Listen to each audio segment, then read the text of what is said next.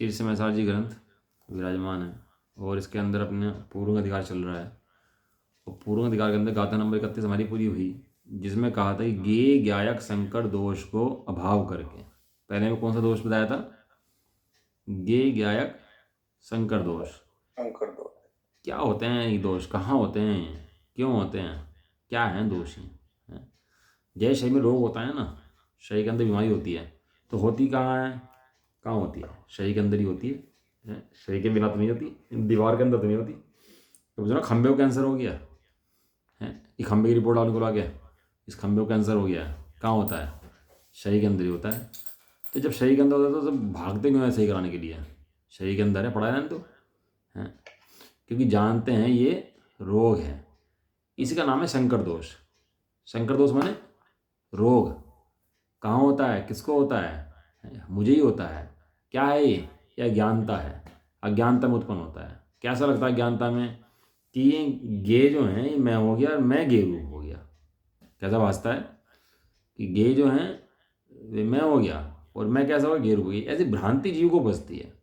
ऐसी भ्रांति जीव को क्यों बसती है? कि मोह कर्म के उदय के कारण से जीव अपनी योग्यता से राग करता है, द्वेष करता है, मोह करता है। उसको ऐसी गलतफहमी हो गई है। क्या होगी उसको? ऐसी गलतफहमी हो गई, ऐसा करने से ऐसा काम होता है, खाने से पेट भरता है, कमाने से पैसा आता है। तो उसको भ्रांतियाँ हो गई इस तरह की। अब वो जब भ्रांति हो गई, उन्होंने सुख मान लिया, तो सारे दिन पुरुषार्थ उसका वहीं चलता रहता है। कहाँ चलता रहता है? कि भैया खाने में सुख है तो इसलिए खाना बनाओ खाओ, और कमाने में सुख है इसलिए खूब कमाओ। न्याय हो नीति हो ना हो तो खूब कमाओ, खूब मज़े करो। मज़े करने में सुख है तो मज़े करो। ये दिवाली के पटाखे फोड़ने में, दीपक जलाने में सुख है तो जलाओ। होता क्या? उसे फुट सी होती है, बस धुआं निकल जाता है, उसमें पता नहीं क्या मज़ा आता है। लेकिन उसे समझ लिया कि इसमें मज़ा है तो लगा रहता है इसके अंदर। और तुम कितना पढ़ाओ उसको तो मानेगा नहीं, क्योंकि उसने तो वहाँ सुख मान रखा है। जहाँ सुख मान लिया वहाँ जीव सहज दौड़ता है, और जहाँ जिसको सुख नहीं भासता वहाँ रुचि का परिवर्तन ना होने से वो चलता ही नहीं उस रास्ते पर, उस मार्ग पर चलता ही नहीं है। बाहर में निमित्त कारण नहीं है, बाहर अंतरंग की जो रुचि होती है वैसा बाहर में काम होता है। अब जिन्हें देखो क्रिकेट का शौक होता है ना, फिर मैच पहले से लगा लेंगे, पहले से किसका मैच है, कब मैच है, पहले से देखेंगे किसका शेड्यूल है, और टाइम पे बैठ जाएंगे, जाकर पूरा एक बॉल देखेंगे, फिर ध्यान से देखते रहेंगे। बाद में मैच सुन लो पूरा, किस बॉल पे क्या हुआ सारा बता देंगे हैं। और जिसे रुचि ना हो उसे कहोगे ना स्कोर या हो गया, अरे होगा मुझे क्या लेना देना यार, ये भारत जीत रहा है, होगा मुझे क्या लेना देना है इस बात से, मेरा क्या लेना देना है। बिना रुचि के पढ़ना नहीं होता। बाहर भी निमित्त तो बराबर है, मैं तो सब यहाँ टीम आ रहा, लेकिन देखता कौन है? कि जिसे रुचि होती है वो देखता है। ऐसे भाई में शरीर आदि कर्म में तो सबके हैं, लेकिन जुड़ता कौन है, चिपकता कौन है? जिसमें जिसे रुचि उसके अंदर होती है वो जुड़ता है। भाई कर्म में थोड़ा ना कहा कि जुड़ जा। कर्म का उदय आया, कर्म को उदय ने शरीर दिया, यश दिया, नाम कर दिया, बहुत फैला दिया भैया, प्रसिद्ध कर दिया। तो कर्म को उदय ने ये कब कहा कि तू जुड़ जा उसके अंदर। तेरे मेरे बाल इतने सुंदर, मेरे नाखून इतने सुंदर, मेरे होठ मेरे गाल मेरे इतने सुंदर, मेरा शरीर इतना सुंदर, हमारे कपड़े इतने सुंदर, ये कर्म क्या रहता है? क्या तो जुड़ तू है वो। ठीक है, कर्म ने व्यवस्थाएं दी, गरीबी की, अमीरी की, अच्छे शरीर की, बुरे शरीर की। एक कर्म ने ये कब कहा कि तो जुड़। जुड़ना किसका है? जुड़ना तेरा है किसी और का है? स्वयं का। स्वयं अपनी अज्ञानता जुड़ता है भैया। कोई कर्म मानव जोड़ता नहीं है किसी को कि कर्म लाए और जबरदस्ती चिपका दे कि नहीं भी तो चिपकाना पड़ेगा है। तो फिर तो कर्म चिपकाए तो कर्म तो कभी मोक्ष होने ना दे इसका। अब फिर तो जितने जीव सिद्ध निर्माण कांड पढ़ा है हमने, कोई सिद्ध बन ना पाए। क्यों? क्योंकि कर्म को तो चलता ही रहेगा। एक परमजी सार जी के अंदर जैसनाचार्य की टीका के अंदर आया, बहुत बढ़िया बात आई। उसके अंदर लिखा है, द्रव्य मोह का उदय यदि सदा भाव मोह को उत्पन्न करता तो ये जीव कभी मोक्ष नहीं जा पाता। समझ क्या की? क्या द्रव्य मोह का उदय अगर भाव मोह को उत्पन्न करता तो ये जीव कहीं मोक्ष नहीं जा पाता। क्यों? द्रव्य कर्म को उदय हमेशा रहता और जीव उसको निकलने का पुरुषार्थ बढ़ नहीं सकता था, और द्रव्य कर्म में उलझा रहता और निकलने की विधि मिल नहीं पाती उसको, फिर मोक्ष क्या जाता। वो तो द्रव्य मोह का उदय चलता है और जीव पुरुषार्थ करता है अपना, और अपने को आत्मा जानता है, तो द्रव्य मोह का कर्म भी आना रुकता है। समझ आया? वहाँ पुरुषार्थ जीव का है, कर्म तो कभी जीव को ना रुलाते हैं, ना सुलाते हैं, ना उठाते हैं, ना बैठाते हैं, ना जगाते हैं। स्वयं जीव अपनी योग्यता से ही उनको अपना मानता है, अपनापन करता है उनके अंदर। ये है गेय गायक शंकर दोष। कौन दोष है ये गायक शंकर दोष। आज भाई जीवों को ये बात सुनने की फुर्सत नहीं है। जीव तो अभी क्या मान रहा है, कर्मों को करता मान रहा है कि कर्म के उदय में आए, और बस ये तो बेचेत है, अचेत पड़ा हुआ है। जैसे उदय में आए वैसा रो लिया, जैसे उदय में आए वैसा गा लिया, जैसे उदय में आए वैसा हंस लिया, जैसे उदय में आए वैसा कर लिया। व्यस्त है, त्रस्त है, अभ्यस्त है, 3 शब्द लिए ना डॉक्टर साहब ने। व्यस्त कर्मों में क्या रहा, व्यस्त, और कर्मों से क्या रहा, त्रस्त, और कर्मों में क्या रहा, अभ्यस्त। अब इसे पता ही नहीं कि मुनराज जंगल में बैठ के आनंद पी रहे हैं, अब तू यहाँ पटाखे फोड़ के दिवाली मना रहा है। अब मुनराज जंगल में बैठ क्या कर रहे, जंगल में बैठ के आनंद पी रहे हैं। बोले दिवाली तू मना रहा कि ये मना रहे चल मत मना वैसे ही, लेकिन कोई बात नहीं, तो उसको शांति से रख ले, थोड़ा स्वाद तो ले ले उसका है ऐसा। तो सबसे पहले क्या था, गेय गायक शंकर दोष की स्तुति हमने करी कि जीव को क्या भासता है कि ये गेय जो हैं इनसे मेरा लाभ होगा, इनसे मेरी हानि है, जबकि क्या है, मात्र ज्ञान के गेय हैं, उनसे जीव को कोई हानि लाभ नहीं है। अब दूसरा दोष आता है, वो आता है भाव्य भावक शंकर दोष। तीन दोष से स्तुति करी ना इसके अंदर पहली कल आया था, हमारी बात पड़ी थी कि एक तो निश्चय स्तुति यह हुई, कहा था ना, एक तो निश्चय स्तुति यह हुई। अब दूसरी निश्चय स्तुति कौन सी है, भाव्य भावक शंकर दोष। तो क्या कह रहे हैं, निश्चय स्तुति, क्या कह रहे हैं, निश्चय स्तुति। जिसने ये स्तुति नहीं करी उसने वास्तव में भगवान की स्तुति भी नहीं करी। जिसने ये स्तुति नहीं करी उसने वास्तव में भगवान की स्तुति भी नहीं करी। भगवान की स्तुति भी निश्चय स्तुति उसने करी है जिसने ये स्तुति करी है? जिसने गेय ज्ञान में गेय बनते हैं, ज्ञान में बनते हुए गेयों को अपने से भिन्न देखा है? दर्पण है, दर्पण के अंदर सब कुछ झलकता है, दर्पण के अंदर चेतना और हो, दर्पण गुण दे दो, श्रद्धा का, ज्ञान का, चारित्र का, रमणे का, सुख दुख का गुण दे दो इसको, दर्पण को। जड़ है ना ये तो, थोड़ा चेतन बना दो इसको, और उसको गुण दो, श्रद्धा, ज्ञान, चारित्र। अब इस क्या हुआ इसको कि जो झलक रहा था, BMW सामने आ गई, आहा बढ़िया, कबाड़ा गाड़ी आ गया, बुरी है भैया, बुरी है। अब इसके आगे जो भी पदार्थ आए उन्होंने अच्छा बुरा अच्छा बुरा अच्छा बुरा करता रहे। अब ये पदार्थ कहाँ चल रहे, बाहर में सारे हैं, और उसको क्या लग रहे, इसे क्या लग रहे, मेरे अंदर चल रहे ज्ञान, मेरे अंदर, उनके अंदर अपनापन करे, ये अच्छे हैं बुरे हैं। तो राग द्वेष से परिणति होती है, उससे बंद होता है। अज्ञानता मोह से क्या मान लिया उसने कि जो पदार्थ झलके हैं ये तो मेरे अच्छे अच्छे हैं, और जो पदार्थ झलके हैं बुरे बुरे हैं, तो अच्छे अच्छे आएँ और बुरे बुरे जाएँ हैं। वहाँ व्यवस्था क्या है उसकी, और तो खाली झलकने की व्यवस्था है उसके अंदर। तो तू अपना काम करना भाई। अब बाहर में क्या परिणाम कैसे हो रहा है वो तो तेरा काम नहीं है? लेकिन जीव क्या करता है, जीव इसके अंदर ज्ञान में ऐसा परिणमन होने पर भी बाहर में रागद्वेष, बाहर की परिस्थितियों से रागद्वेष करता है। क्यों? अज्ञानता के वशीभूत होकर, अपना स्वरूप ना जानकर, अपना स्वरूप नहीं जानता। तो पढ़ते हैं, गाते देखो कितनी बढ़िया गाता है। जो मोहम तुजिणिता णाण सहावादियम उणदियादम तम जिदे मोह साहुम परमट वियाणया बेंती। पहली गाथा में आता जो इंद्रिय जड़िता, याद है नहीं है, क्या आया था पहली गाथा में, जो इंद्रिय जड़िता णाण सहावादियम वादियम उणदि आदम तम खलु जिदिंदयम ते निश्चय बढ़ंती निश्चया साहु। पहली गाथा ये थी। अब इसके अंदर पहली में आया था कि इंद्र को जीत कर, इंद्र को जीतकर माने गेयों के द्वारा होने वाली भ्रांति को जीतकर। क्या कहा जी?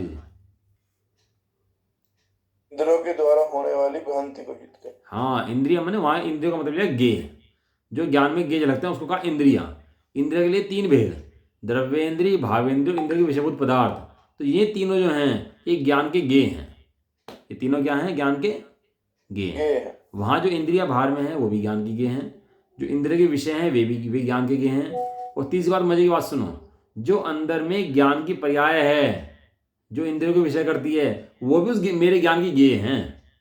वे मैं मेरे से पैदा नहीं होती, वो मेरी नहीं है। जो पर को प्रसिद्ध करे वो पर का, जो मुझे प्रसिद्ध करे वो मेरा। समझ में आया? जो पर को प्रसिद्ध करे वो पर का, जो ज्ञान इंद्रियों को प्रसिद्ध करे वो ज्ञान इंद्रियों का कह दिया। सारे दिन इंद्रियों में लगा रहता है, बताओ, अपना काम करता ही नहीं है सारे दिन इंद्रियों में बिजी, अपना काम साधन फुर्सत नहीं तेरे को। तो कहते हैं जो ज्ञान इंद्रियों को प्रसिद्ध करे वो इंद्रियों का, उसे भी कहते हैं भाव इंद्रिय, उसमें इंद्रिय लगा दिया। भाव जीव का है, इंद्रिया पुद्गल की है, लेकिन कहते हैं तू वहीं आया, तू वहीं मर जाके हैं, तू सारे दिन वहीं पड़ा रहता है, तू वहीं रह जाके, तू घर आ मत ना बस। तो भाव इंद्रिया तो तीनों की तीनों किसकी हैं? तीनों की तीनों ज्ञान की ये हैं, ज्ञान में नहीं है, ज्ञान अलग हैं और ये तीनों अलग हैं। तो यहां पर कह रहे हैं भावे भावक दोष से जीता। इसका वोट पढ़ लेते हैं, हरिगीत पढ़ लेते हैं। करे मोहे जय ज्ञान स्वरूप वरु अधिक जाने आत्मा परमार्थ विज्ञायक पुरुष ने उन्हीं जित मोही कहा। पहले में जो ज्ञान ये शंकर दोष दूर हुआ था, उसमें सम्यक दर्शन की गाथा थी। वो दर्शन मोह मिथ्यात्व की अभावी गाथा थी। ये जो गाथा है, ये गाथा जो चारित्र मोह के उदय में उठने वाले भाव, राग द्वेष वाले भाव हैं, ये उनके अभाव की बात है। पहले अज्ञानता दूर होगी कि ये पर द्रव्य इंद्रियां ज्ञान गे कैसे बनते हैं, पहले तो ऐसी भ्रांति दूर होगी।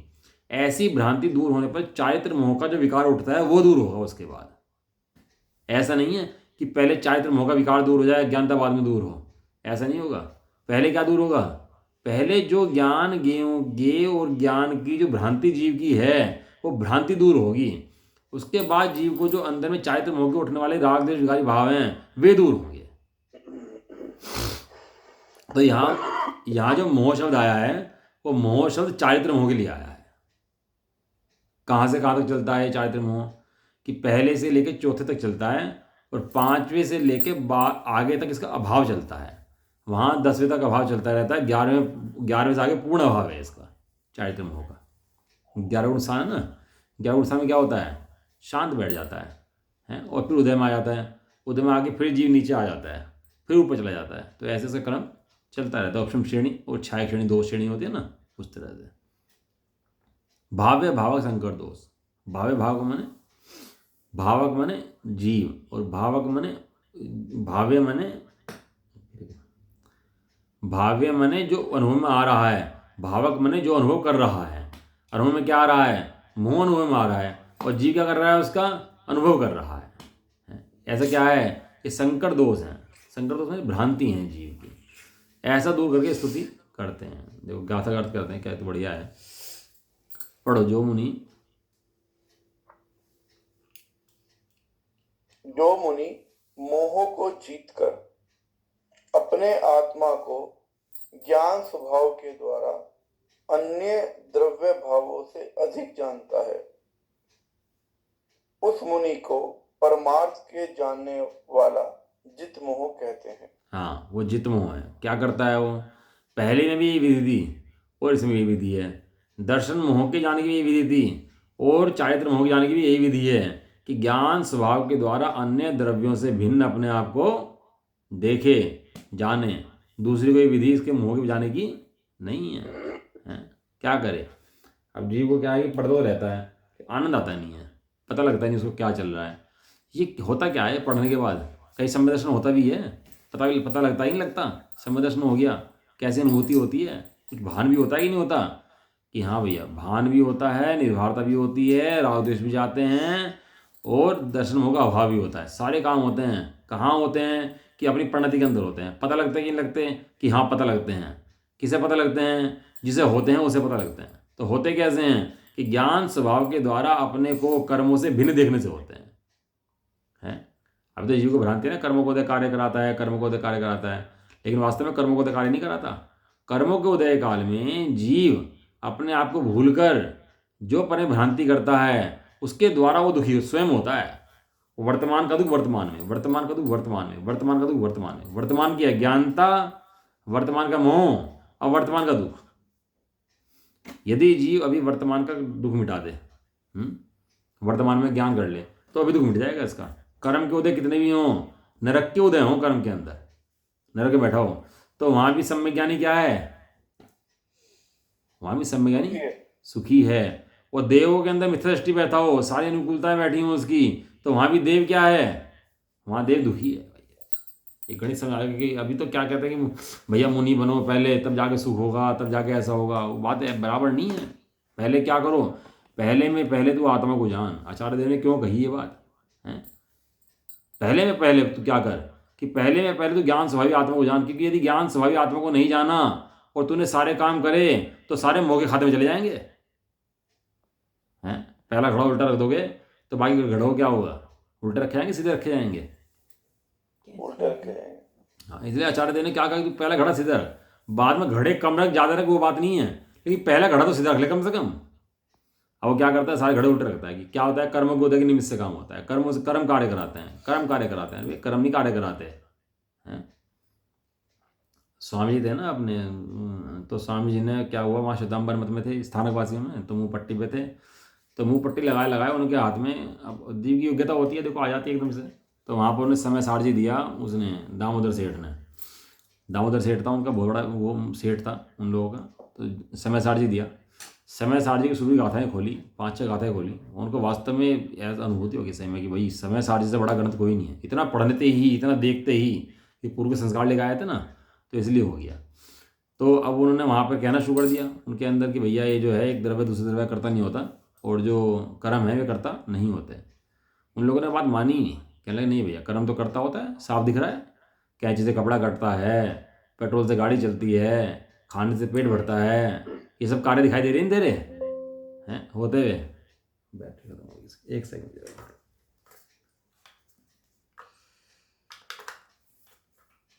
दवा देना इसको जरा ऊपर।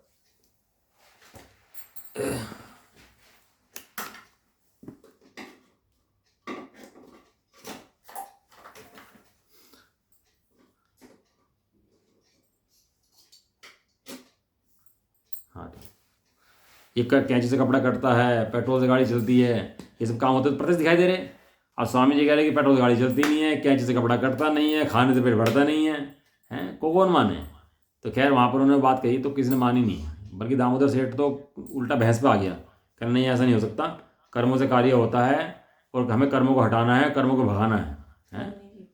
हैं हैं कर्म ही जीव को रुलाते हैं, कर्म ही रुला रहे हैं, कर्म ही सुला रहे हैं, कर्म ही सब काम कर रहे हैं। ये कर्म ही करता है भैया, जीव नहीं करता। वहाँ उन्होंने बात कही तो उन्होंने सोचा कि चलो ये तो नहीं मानते हैं बात, कोई बात नहीं, दिगंबरों की बात है, दिगंबर शास्त्र है। तो श्वेतांबर को समझाया, सबको समझाया, कोई नहीं समझा, तो समझा दिगंबर समझेंगे। क्या सोचा उन्होंने कि दिगंबर लोग तो ये बात समझेंगे, दिगंबर शास्त्र हैं भैया, दिगंबर तो समझने चाहिए ना इस बात को। तो आके दिगंबरों में ये बात समझाई तो दिगंबर भी इस बात को मानने तैयार नहीं हुए। किस बात को? कि कर्म का उदय कार्य नहीं कराता, कर्म के उदय के काल में जीव स्वयं अपनी विभाव परिणाम की योग्यता से अपने को भूल करके कार्य करता है। ये बात किसी की समझ में नहीं आई, और ये बात आज भी समझ में नहीं आती किसी के। कर्म पलटो भैया, भक्ति करो, भगवान के भजन करो तो मोक्ष होगा, हैं खाना पीना छोड़ो, नियम लो, कपड़े छोड़ दो तो मोक्ष होगा, पर द्रव्य से मोक्ष चाहते हैं। ऐसी स्थिति है ही नहीं, स्थिति सब लोग जीवों की। और आज 2 ग्रुप क्यों बन गए? इसलिए तो बन गए कि भैया एक तो कहते हैं कि कर्म को उदय से कार्य होता है, और एक कहता है कर्म को उदय कार्य बिल्कुल नहीं कराता। कर्म को उदय काल में जीव स्वयं अपनी योग्यता से काम करता है। यदि कर्म का उदय कार्य कराता तो मास्टर तो क्लास में सबको पढ़ा रहा है। यदि वो मास्टर सबको पढ़ाता होता तो सबको बराबर पढ़ाता, लेकिन एक कम पढ़ जाता है, एक ज़्यादा पढ़ जाता है उसी मास्टर के निमित्त से। तो वहाँ निमित्त यदि करता हो तो सबको बराबर पढ़ा दे, लेकिन वहाँ एक बच्चा अपनी होशियारी से आगे बढ़ जाता है, एक बच्चा भी निठल्लेपन से नीचे रह जाता है। क्यों? क्योंकि उसकी अपनी सम की योग्यता है उस काल की। यदि योग्यता है, फिर कर्म निमित्त मात्र है। ये बात तो बराबर है, जिस समय बच्चा पढ़ेगा तो उस समय बाहर में कोई ना कोई टीचर निमित्त होगा, ये बात तो बराबर है। फिर टीचर ने पढ़ा दिया ऐसा नहीं है। नहीं तो योग्यता भी तो कर्म के फलस्वरूप है। मतलब ये योग्यता है वो भी तो कर्मों का फलस्वरूप है। अगर कर्मों की परिणति नहीं होगी तो योग्यता कहाँ से आएगी? नहीं, ऐसा नहीं है। ज्ञान की योग्यता जीव के स्वयं के कर्म से नहीं आई। नहीं, योग्यता तो कर्मों से ही आई ना। अगर मैं पंच इंद्रिय हुआ, संगी पंच इंद्रिय हुआ, तो कर्मों के प्रतिफल स्वरूप भी तो हुआ। जब मैं तो मैं प्राप्त पंचेंद्रिय कर रहा कहाँ हूँ। हुआ, मैं तो ज्ञान रूप रहा। पंचेंद्रिय के बाद फिर एक इंद्रिय बन गया, फिर दो इंद्रिय बन गया, फिर ऐसे चलता रहा। पंचेंद्रिय एक इंद्रिय, पंचेंद्रिय एक इंद्रिय, ऐसे चलता रहा। तो कर्म तो ऐसे ही करते रहेंगे। ये तो कर्मों का ये प्रतिफल ही तो है। जो कहते हैं ना, पुण्य कर्म का प्रतिफल है, ये पाप कर्म का वो प्रतिफल है। हाँ, वो बात बहुत सुंदर कही आपने, बात बराबर है।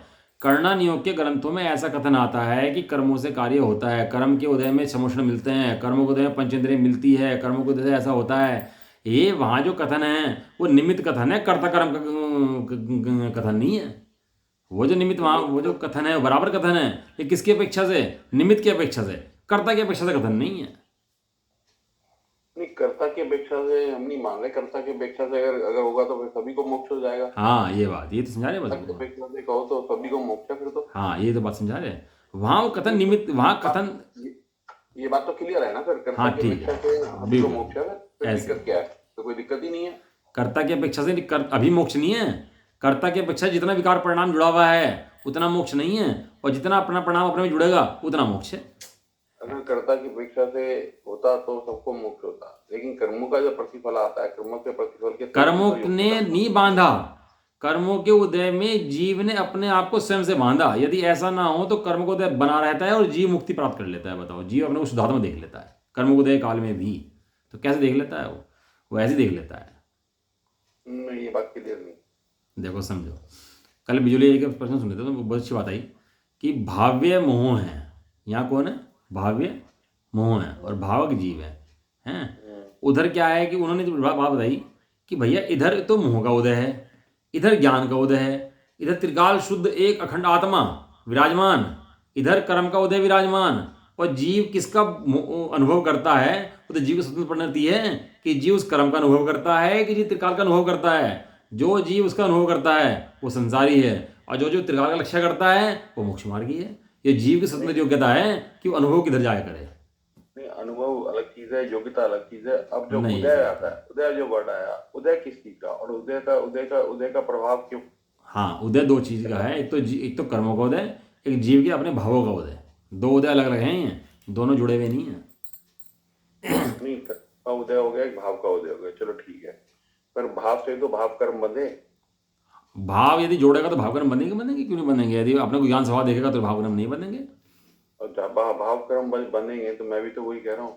हाँ, तो भाव कर्म किसको बंधे? भाव कर्म बाहर में कर्म से पुतलों से बंध गया ऐसा नहीं है। वो स्वयं के भाव कर्म से स्वयं बंधा है, और स्वयं के खुलने से स्वयं खुल जाएगा। गाथा नंबर 16 परचन सार जी। जीव को स्वयंभू कहा। जीव को क्या कहा? स्वयंभू। जीव बंधने के लिए स्वतंत्र है और जीव खुलने के लिए भी स्वतंत्र है। वहाँ कर्म उसको खोलें और कर्म उसको बांधें, ऐसी व्यवस्था नहीं है। और जहाँ ये कथन कहे जाते हैं 99% जीवाणु में ये कथन मिलेंगे, लेकिन जितने भी कथन हैं वे सब व्यवहारिक कथन हैं। ये जीव स्वतंत्रता होती फिर तो मोक्ष पक्का था, फिर क्या दिक्कत है? हाँ, तो बंधने के लिए भी स्वतंत्र है। दिक्कत ये है कि हम बंधना चाहते हैं, हम कर्मों की ओर देखते हैं। हम बंधना चाहें तो बनते हैं। ये तो अपने मन को समझाने वाली बात है कि हम समझा रहे हैं कि हम कर्म से बंधे बढ़िया है, फिर तो सर्वज्ञ भगवान सब मन को समझा रहे हैं अपने बैठ के, और हमें भी समझा रहे हैं और टाइम पास कर रहे हैं हमारा भी और अपना भी। नहीं, ऐसा नहीं है। हैं, चलो क्लियर होएगी क्लियर, पढ़ते रहो सब क्लियर हो जाएगा। सब गोलमाल है ये बात। हाँ, गोलमाल नहीं है। जब अपने घर से बाहर जाए ना आदमी और धर्मशाला में रहे तो घर की याद आती है उसको। घर भागूं, वहाँ नहीं कहता धर्मशाला में रहूँ, कोई दिक्कत नहीं है, क्या फर्क पड़ रहा, घर को तोड़ना होता है। ये यहाँ रहे वहाँ रहे, एक ही बात है, क्या फर्क पड़ रहा। वहाँ रहता खुद ही है, धर्मशाला के अंदर भी घर के अंदर भी, लेकिन भागता कहाँ है? घर की तरफ भागता है, धर्मशाला की तरफ नहीं भागता। वहाँ नहीं दिमाग में आती है बात। मेरी योग्यता से ही तो मैं बैठा हूँ, मेरी योग्यता से ही मैं समझ रहा हूँ, मेरी हाँ। योग्यता से ही मैं बोल रहा हूँ। हाँ, वहाँ कर्म का उदय भाव निमित्त है, ये बात बराबर है, लेकिन वो निमित्त मात्र है, कर्ता नहीं है। कर्ता तो जीव स्वयं है। समझा देना बाजी बाद में थोड़ा सा बैठा के। नहीं समझ में आएगी। वो सब बाजी समझाएंगे, सब समझ आएगी। और पत्नी का डर तो बहुत होता है ना, सब समझ आएगी। नहीं, अगर कर्ता जीव होता, अगर जीव कर्ता होता तो जीव फिर कर्म में क्यों बनता? जीव तो परम शुद्ध ज्ञानी, परम ज्ञानी। कर्म से नहीं बंधा, जीव अपने अज्ञानता से बंधा है। अब खुद, अब मैं क्लास चल रही है सुबह टाइम में, कोई कह रहा है सबको सो पड़ के कहाँ से मत आओ, किसी को मना कर रहा है कोई? पर जीव अज्ञान क्यों होगा? जीव में अज्ञानता तो है ही नहीं। अगर जीव तो परम शुद्ध ज्ञानी है, तो अज्ञानता कहाँ से आ गई? अज्ञानता अरे का तो तो पर्याय में भी अज्ञानता हो नहीं है क्या? या पर्याय में त्रिकाल शुद्ध हो गया?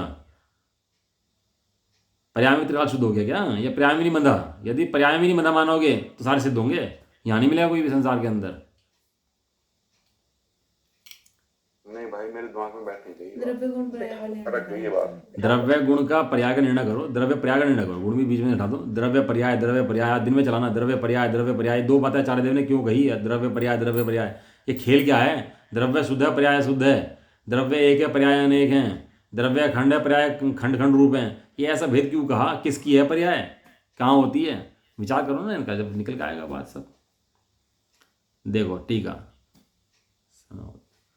मोह कर्म फल देने की सामर्थ्य से प्रकट उदय रूप होकर भावक पने से प्रकट होता है। क्या कह रहे? मोह कर्म माने चारित्र मोह कर्म क्या हुआ? फल देने की सामर्थ्य से। उसमें सामर्थ्य क्या है? उधर फल देने की सामर्थ्य है।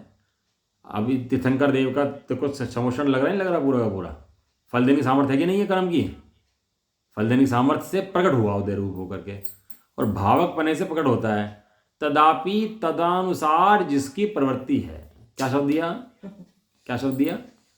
तदनुसार जिसकी वो कर्म फल देने की सामर्थ्य से प्रकट हुआ, लेकिन उसके बाद भी जिसकी ऐसी प्रवृत्ति है, जिसकी कर्म के अनुसार प्रवृत्ति है, कर्म के अनुसार व्यवस्थाएं हुई, और तू अज्ञानता से जुड़ा अपनी, अब उसको भी दोष कर्मों का दे, तो ये बात न्याय नीति शास्त्रों में हमारे यहाँ नहीं चलेगी भैया, कि अपना दोष कर्मों के माथे रख देवे।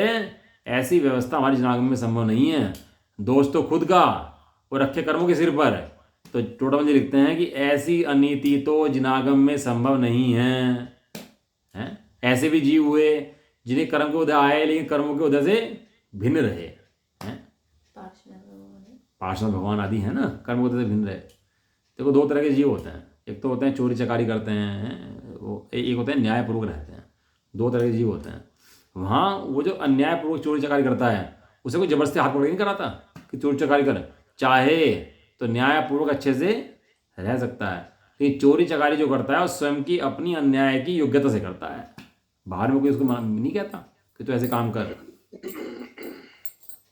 तदनुसार यानी कर्मों को उदय के अनुसार जिसकी प्रवृत्ति है। कैसी प्रवृत्ति है? कि राग का उदय आया तो राग कर लिया, द्वेष का उदय आया तो द्वेष कर लिया। कोई भेद ज्ञान उसको नहीं है कि मैं कौन ज्ञान स्वभावी हूँ, नहीं हूँ, क्या हूँ, ऐसा उसको लक्ष्य भी नहीं है। ऐसा जो अपना आत्मा, वो कौन है? वो तो है भाव्य। वो तो क्या है? भाव्य। और उसको भेद ज्ञान के बल द्वारा दूर से ही अलग करने से, उसको भेद ज्ञान के बल से दूर से ही अलग कर देने से। किसको? जो मोह कर्म का उदय आया उसको दूर से ही अलग कर दे। अलग कर दे मतलब अलग कर दे, कोई ऐसा नहीं कि दो चीज़ें रखी उनको अलग कर दे। अलग कर दे मतलब अपने ज्ञान स्वभाव के अंदर ये प्रवेश नहीं करता चारित्र मोह कर्म का उदय, इस प्रकार उसको भिन्न जान ले। हैं? अभी मर जाए किसी का, कोई चला जाए, किसी की डेथ हो जाए, तो एक आदमी बहुत रोता है, बहुत गाता है और चिल्लाता है उसके उसमें है वियोग में, और एक आदमी है भेद ज्ञान करता है शांति से बैठ करके। हैं? परिस्थिति दोनों की भारे बराबर है, लेकिन एक जीव क्या करता है कि भैया कौन मर गया यहाँ पर? कोई नहीं मरा, ये तो जो जीव था जीव है, पुद्गल पुद्गल है, यहाँ मरण तो किसी का हुआ नहीं है। अज्ञानी क्या करता है? अज्ञानी उसमें हाय तो मचाता है, रोता है, गाता है, लेकिन ज्ञानी क्या करता है? ज्ञानी वहाँ बैठ के भेद ज्ञान करता है, रोता नहीं है, चिल्लाता नहीं है। तो फर्क दोनों जीवों के अंदर है कि नहीं है? बाहर की स्थिति एक होने पर भी दोनों के अंदर फर्क है। दोनों के अंदर फर्क कहाँ से आया? वो भेद ज्ञान से फर्क आया दोनों के अंदर। दोनों के कर्म का उदय बराबर है, लेकिन दोनों की प्रवृत्ति एक सी नहीं है। क्या कहा भाई? दोनों की उदय बराबर है, लेकिन प्रवृत्ति एक सी नहीं है। हाँ, दोनों की प्रवृत्ति एक सी नहीं है। अपनी प्रवृत्ति जिसकी जैसी है, वो आत्मा तो भाव्य है जो ऐसी प्रवृत्ति करता है। और क्या करा? भेद विज्ञान के बल से दूर करके। घर में कोई मर जाए, हैं, घर का बालक भी है और बड़ा भी है, हैं, वो जिसका गया वो तो रो रहा है, और उसका बालक भी है, वो खेल रहा है। बताओ बालक क्यों खेल रहा है भाई? बालक को रोना चाहिए बैठ के वहाँ पर। एक कर्म का उदय कार्य नहीं कराता ना, वहाँ जीव स्वयं अपनी योग्यता से कार्य करता है, हैं? वो स्वयं उसका अनुभव करता है। बालक तो अज्ञानी भी है, इसलिए उसे पता ही नहीं क्या हो गया उसके साथ। ऐसे भी स्थिति है, वो सही कह रहे, लेकिन भेद विज्ञानी हो तो भेद विज्ञान एक अलग चीज है वो तो। हाँ, भेद विज्ञानी हो तो वो तो वैसे भी दुखी नहीं होगा। वो तो एक व्यवस्था बता रहे हैं कि कर्मों को होते नहीं रुलाता। यदि कर्मों को अगर रुलाए तो बच्चे को रुलाए उसको, एक कर्म को तो नहीं रुलाता। ये कर्म का उदय आया उदय में भावक रूप से, और जीव ने करा उसका अनुभव किसके, कहाँ, अज्ञानता से, तो वो सुखी दुखी हो जाता है उस अज्ञानता से, उस कर्म के उदय से। करना क्या है कि कर्म का उदय आए और जीव ज्ञान स्वरूप रहे। क्या है? कर्म का उदय आए और जीव ज्ञान स्वरूप रहे। अब जीव ने इतने स्वाद खा लिए, खट्टे मीठे चरपरे, तो जीव उन स्वाद रूप कभी हुई क्या? जीव वहीं की वहीं है। दर्पण में इतने पड़ा जल गया तो दर्पण कुछ बिगड़ गया क्या? दर्पण वहीं का वहीं है। ऐसे ही बारंबार भेद विज्ञान के बल से जो बाह्य वस्तुएं जाती आती हैं उनसे मेरा लाभ नहीं है, जाती हैं उनसे मेरा नुकसान नहीं है। आर्त ध्यान होता है ना, आर्त ध्यान कितने प्रकार का होता है बताओ, कौन बताएगा? पढ़ा था द्रव्य से कितने पढ़ा था? नहीं पता। आर्त ध्यान होता है 4 प्रकार का। इष्ट वियोगज, अनिष्ट संयोगज, निदान जनित और रोग जनित, 4 प्रकार का आर्त ध्यान होता है। ये आर्त ध्यान जीव कर्म के उदय में करता है। क्या करता है? मेरे इष्ट का वियोग हो गया तो रोता है। आर्त माने रोना। इष्ट का वियोग हो गया तो रोता है। अनिष्ट का संयोग हो गया तो रोता है। शरीर के अंदर रोग हो गए तो रोता है और निदान करता रहता है, इसका बढ़िया है, इसका ऐसा है, मेरे पास नहीं है, ऐसे रोता है। 4 प्रकार का आर्त ध्यान शास्त्रों के अंदर कहा है भगवान ने। इष्ट वियोग, अनिष्ट संयोग, रोग जनित। हाँ, रोग जनित और निदान जनित 4 प्रकार का आर्त ध्यान कहा है। रोता है कर्मों को उदय के अंदर। भेद विज्ञानी आर्त ध्यान नहीं करते। भेद विज्ञानी क्या करते हैं? भेद विज्ञान धर्म ध्यान करते हैं। वो जैसे कर्म का उदय आता है वैसे कर्म को उदय को जानते तो हैं, लेकिन उस कर्म में उदय में जुड़ करके राग द्वेष नहीं करते। क्यों? क्योंकि कर्म के उदय की व्यवस्था स्वतंत्र है। वो स्वतंत्र योग्यता से आया है और स्वतंत्र योग्यता से ही जाएगा। हाँ, कहते हैं ना भैया धैर्य रखो। कोई भी अवस्था त्रिकाल नहीं है। कोई भी अवस्था त्रिकाल नहीं है। परिवर्तन संसार का नियम है, बदल जाएगा। धैर्य रखो, धैर्य रखो। हैं, जब कोई आकुलित होता है तो क्या कहते हैं उसको? भैया धैर्य रखो, कुछ नहीं है, ये स्थिति सब बदल जाएंगी। अब एक सा नहीं रहता। हाँ, समय कभी एक सा नहीं रहते। बातें कहते हैं सब लोग, तो वहाँ पर क्या है कि वो आत्मा उसको अनुभव करता है, तो उसको क्या भेद विज्ञान कराते हैं। इस तरह उसको भेद विज्ञान के बल द्वारा दूर से ही अलग करने से हैं। तो नियम सारजी में गाथा आई, उसमें लिखा कि मोह के उदय को उठते ही खत्म कर देना चाहिए। एक गाथा है नियम सारजी के अंदर कि मोह का उदय जैसे ही प्रकट हो उसको भेद विज्ञान के बल से तुरंत दूर कर देना चाहिए। यदि एक बार उठ गया तो फिर शांत करना मुश्किल पड़ जाता है। इसलिए भेद ज्ञान सदाकाल हृदय में चलते रहना चाहिए। भेद ज्ञान के बल द्वारा दूर से ही अलग करके इस प्रकार बलपूर्वक मोह का तिरस्कार करके, किसका तिरस्कार कर दिया? मोह का तिरस्कार कर दिया। कि भाई जैन भी तिरस्कार करते हैं, जैन भी करते हैं तिरस्कार। क्या करते हैं? मोह का तिरस्कार करते हैं। यानी तिरस्कार, मोह का तिरस्कार करते हैं यानी ज्ञान का आदर करते हैं, अपना आदर करते हैं। और वो वास्तव में कि दूसरे से लड़ते हैं, कि दूसरे का तिरस्कार नहीं करते। अपने अंदर जो भ्रांति का रोग उत्पन्न हुआ है उस भ्रांति के रोग को दूर करके उस भ्रांति को उपाय करते हैं और अपने को ज्ञान स्वभाव देख करके उस भ्रांति को दूर करके ज्ञान स्वभाव में स्थिर रहते हैं। वास्तव में देखो दुख दूर करके सुख प्रकट करते हैं।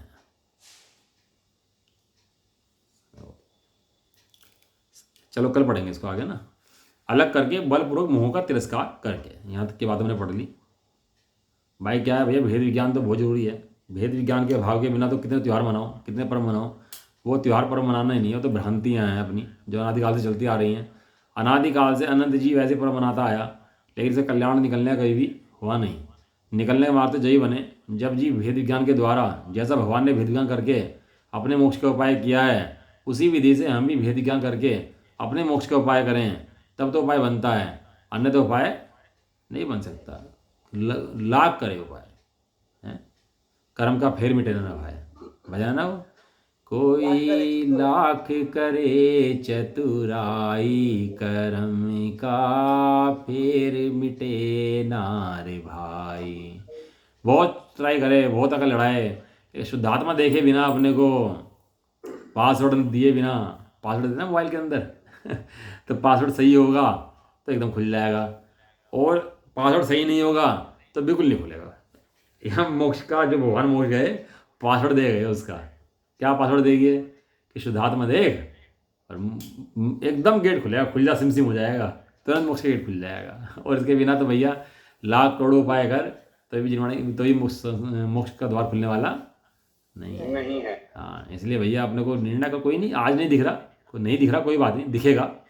भगवान को दिखा, मुनियों को दिखा, ज्ञान को दिखा, इसी विधि से दिखा, और इसी विधि से हमें भी दिखेगा, और दिखेगा, जरूर दिखेगा।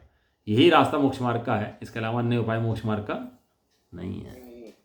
चलो, निज निधि निज में